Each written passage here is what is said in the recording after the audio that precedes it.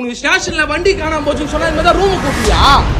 வரவும் போகலாம் அப்படிதான் கூப்பிடியா? ரூமுக்கு உங்க ஃபேமிலி கூப்பிட்டு தானே என்ன ஆச்சு அப்படின்னு தானே பாக்குறீங்க. அந்த ஊதா சட்டை போட்டவர் ஒரு போலீஸ். கடந்த மாசம் பூந்தமல்லியில ஒரு பிரைவேட் கம்பெனில ஒர்க் பண்ற ஒரு பொண்ணு அவங்க வேலை விஷயமா ஆவடி செக் போஸ்ட் கிட்ட அவங்க வண்டியை நிப்பாட்டிட்டு அந்த வேலையை முடிச்சிட்டு ரிட்டர்ன் வந்து பார்க்கும்போது அந்த வண்டியை காணோம். உடனடியா ஆவடி போலீஸ் ஸ்டேஷன் கிரைம் பிரான்ச்ல அவங்க வந்து கம்ப்ளைண்ட் பண்ணிருக்காங்க. வழக்கு பதிவு செஞ்ச போலீஸ் தீவிர தேடுதல் வேட்டையில இறங்கி கடந்த சில நாட்களுக்கு முன்னாடி அந்த திருடங்களையும் பிடிச்சிட்டாங்க. அந்த பைக்கையும் பறிமுதல் பண்ணிட்டாங்க. பைக்கை பறிமுதல் பண்ணியாச்சுன்னா சம்பந்தப்பட்ட ஆளை கூப்பிட்டு இதான் உங்க பைக்கை எடுத்துட்டு போங்கன்னு சொல்றதை விட்டு அந்த கிரைம் பிரான்ச்சை சேர்ந்த ஹரிதாஸ் அப்படின்ற இந்த பச்சை சட்டை போட்ட ஆளு அந்த பொண்ணுக்கு கால் பண்ணி தன்னோட பேரை சசிகுமார்னு சொல்லி உங்க பைக்கை கண்டுபிடிச்சாச்சு வந்து வாங்கிட்டு போங்க அப்படின்னு இருக்கா. வந்து வண்டியை வாங்கிட்டு போலான்னு வந்த பொண்ணு கிட்ட 15,000 ரூபாய் கேட்டிருக்கா. ஏதாச்சும் காணா போச்சுன்னா கண்டுபிடிச்சு கொடுக்கறதே அவங்க வேலை. அதுக்கு 15,000 ரூபாய். அந்த பொண்ணு 15,000 கொடுக்க முடியாதுன்னு சொன்னோடனே பேசி ஈஸி 5,000 ரூபாய் கொண்டாந்து நிப்பாட்டிருக்காங்க. அந்த பொண்ணு 2,000 ரூபாய் முன்பணமா கொடுத்துருக்கு. இது லஞ்சம் வாங்கியிருக்காங்க. அதுக்கப்புறம் ஒரு கேவலமான விஷயத்த பண்ணிருக்கேன் அந்த ஊதா சட்டக்காரன். அது என்னன்னு அந்த பொண்ணே சொல்லும், நீங்களே கேளுங்க.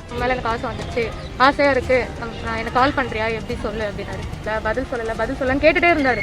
அதுக்கப்புறம் வண்டி ஸ்டார்ட் பண்ணும்போது ஓகே நான் கிளம்பிட்டேன் அப்படின்னும் போது வண்டி நிறுத்திட்டு இப்போ என்ன சொல்றேன், எனக்கு அங்கே ரூம் ஃப்ரீயா இருக்கு, போலாமா, ஏன் இவ்வளோ தயங்குற, பயப்படாத, ரூம் இருக்கு அங்கே போலாமா அப்படின்னு. சரி எனக்கு பழக்கம் இல்லை சார். சரி எதுவுமே வேண்டாம், இங்கே வண்டியில் நான் அங்கே போய் நில்லு, ஒரே ஒரு முத்தை மட்டும் கொடுத்துட்டு போயிடு நீ, அதுக்கப்புறம் வேணா உனக்கு இஷ்டம் இருந்தா நீ ஃபோன் பண்ண நம்ம பேசலாம், வேணா விட வேணாம்னு சொல்லிட்டு எங்க அண்ணன் கூடவே தான் இருந்தான். ஆனால் யாரும் தெரியாத மாதிரி இருந்தான்.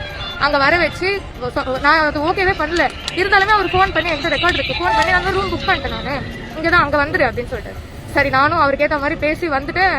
எல்லாமே குடிச்சிட்டாங்க. அண்ணன் எல்லாம் பின்னாடி வந்து எல்லாம் குடிச்சு இப்போ கம்ப்ளைண்ட் கொடுக்கிறதுக்கு. கேட்டீங்களா அந்த பொண்ணு சொன்னதை? முதல்ல பறிமுதல் பண்ண வண்டியை திரும்பி கொடுக்கும் போது அதுக்கு லஞ்ச பணம் கேட்டதே பெரிய தப்பு. இதுல அந்த பொண்ணை ஹோட்டல் ரூமுக்கு கூப்பிட்டு இருந்திருக்கேன். ஆனா அந்த பொண்ணு அந்த இடத்துல கிளவரா மூவ் பண்ணி இருந்திருக்காங்க. அவருக்கு ஓகே சொல்ற மாதிரி சொல்லி அந்த ஹோட்டலுக்கு போற மாதிரி போகும்போதே அந்த பொண்ணோட அந்த அண்ணன் ஃப்ரெண்ட்ஸ் எல்லாரையும் யாருன்னே தெரியாத மாதிரி அந்த ஹோட்டலுக்கு வர வச்சு இந்த ஒரு கேவலமான பிறவியை பிடிச்சுட்டாங்க. ரூம் எதுக்கு எடுத்தீங்க?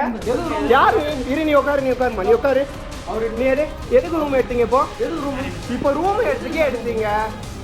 சாரி போலீஸ்னு சொல்லிட்டு பாக்குறேன். நீ நடக்கிற விஷயமே வேற. இங்க சும்மா இந்த மாதிரி ஆளுகள் எல்லாம் பணியிடை நீக்கம் அந்த மாதிரி டிரான்ஸ்பர் எல்லாம் போடாம ஒரே அடியா அவங்களுக்கு வேலையே இல்லாம வீட்டுல உட்கார வச்சிடணும். அப்புறம் சோத்துக்கு சிங்கி அடிப்பாங்க. அப்ப தெரியும் அந்த வேலையோட அருமை.